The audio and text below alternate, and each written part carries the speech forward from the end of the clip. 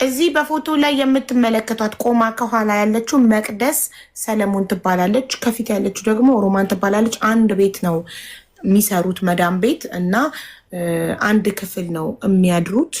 እናም በመጀመሪያ ይህንን ቪዲዮ ሼር አድርጉት። ሁላችሁም ለወገን ደራሽ ወገን ነውና፣ በተለይ በመላው አረባ ሀገራት የምትገኙ እህቶች ይሄ እኛን ይመለከታል እና ሁላችንም ይህንን ቪዲዮ ሼር እያደረግን በየቲክቶኩ በየምኑ የዚችን እህታችን እንባ ልናብስ ይገባል። እንግዲህ ከመግቢያ ላይ ቀንጨብ አድርገን ያየናት ልጅ እንደኛ እንደ ማንኛውም ከመዳም ቤት የምትሰራ የመዳምን ሽንት ቤት የምታጥብ እህታችን እንግዲህ በገንዘብ በኢትዮጵያ ጓደኛዋ አብራት በምሰራ 15,000 ድራም እንግዲህ ተሰርቃ ጓደኛዋ ተሰውራለች ማለት ነው። እጅግ በጣም ያሳዝናል። በጣም ነው የተሰማኝ። አይደለም 15,000 ሪያል ይቅርና 1 ብር ይከብዳል። ምክንያቱም አረብ ሀገር ያለ ልጆች እናውቀዋለን፣ እንረዳዋለን። ብር እንዴት እንደሚመጣ ስንት መስዋዕት እንደምንከፍልበት ማስረዳት አይጠበቅብኝም፣ እናንተ ስለምታውቁት ማለት ነው። ስለዚህ ሁላችሁም ይቺ ልጅ የምታውቋት ጃዛ ቤትም ያላችሁ በመላው ዓለም የምትገኙ ጃዛ ቤትም የምታውቋት የዚች ልጅ ፎቶ እየለጠፋችሁ በአስቸኳይ የእህታችን ላቧ ሊመለስላት ይገባል። የእውነት እኔ በጣም ነው ያሳዘነችኝ።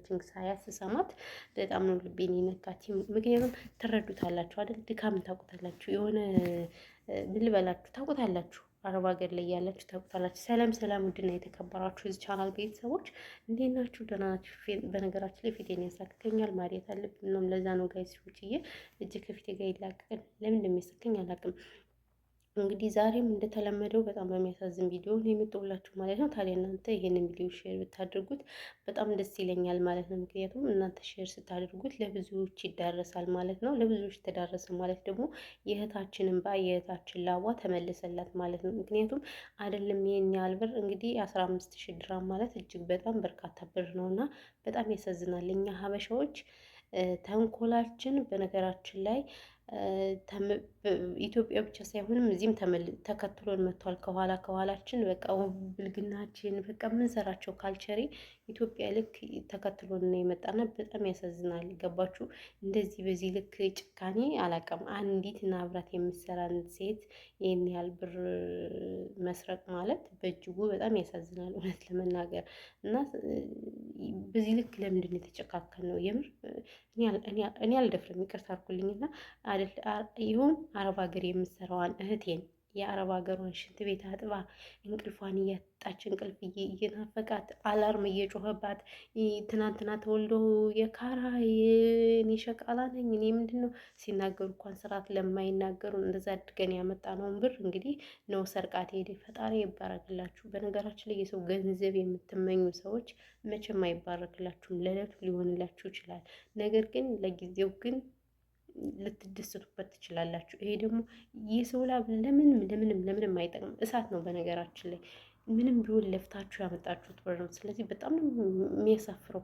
ይቺ ልጅ ጋይስ ትገኛለች፣ እርግጠኛ ነኝ ትገኛለች። ለምን ትናንትና እስከሆነ ድረስ ትገኛለች። አትሄድም፣ ኢትዮጵያም አትሄድም። ፎቶዋ በስፋት መሰረጨት አለበት በየቲክቶኩ በየዩቲዩብ። ጋይስ ዩቲዩብ ያላችሁም በዩቲዩባችሁ ስሩ ማለት ነው።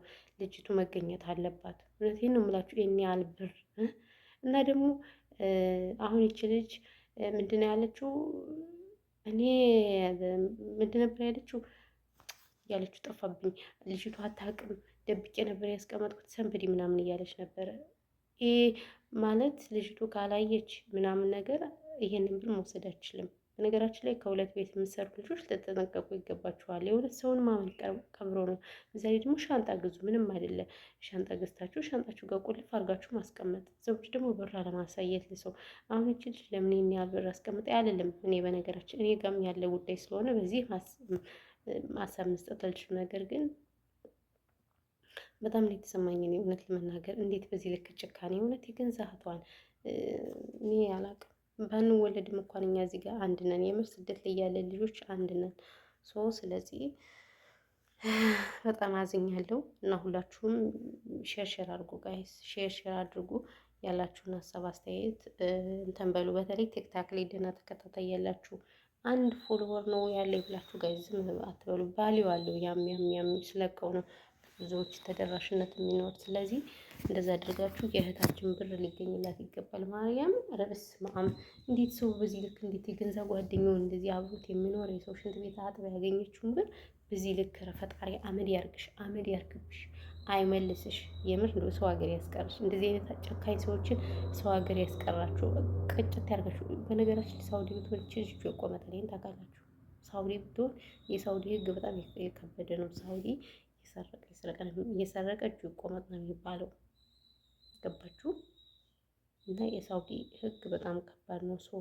ስለዚህ ልጅ ሳውዲ ብትሆን ኑሮ በጣም ከባድ ነበረ። ነገር ግን ዱባይ አላውቅም፣ ግን አልተያዘች ምናምን እየተባለ ነው። ለምን ህገ ወጥ ስለሆነ ማለት ነው። ግን ፎቶ ስላለ ችግር የለውም። በፎቶዋ መገኘት ትችላለች ማለት ነው። በስሟም በፎቶዋ መገኘት ትችላለች። ያለው ነገር ይሄ ነው። በተረፈ ግን ሁለት ቤቱ ናቸው መሰሩ ልጆች ተጠነቀቁ፣ ይገባቸዋል። ከተለያየ ነገር በስርቆት ብቻ ሳይሆን ስትፈልጉ በፖለቲካ ትጋጫላችሁ፣ ስትፈልጉ በምንም በተለያየ ነገር ስለምትጋጩ እና ጥንቃቄ ልታደርጉ ይገባችኋል ብዬ ነው የማስበው። ሌላ ግን ምንም የምላችሁ ነገር የለም። ግን በጣም ነው ያዘንኩት። ጌታን ስማ፣ ሀቢባ ቤት የሚመጡ ባለ ታሪኮች እጅግ ልብ የሚነኩ ናቸው የሚመጡት።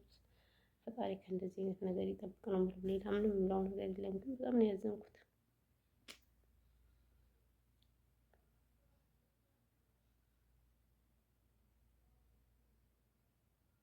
ወይኔ ሀበሻ በዚህ ልክ ተጨቃተናል እኮ ጎበዝ። ምንድን ነው እንደዚህ ግን?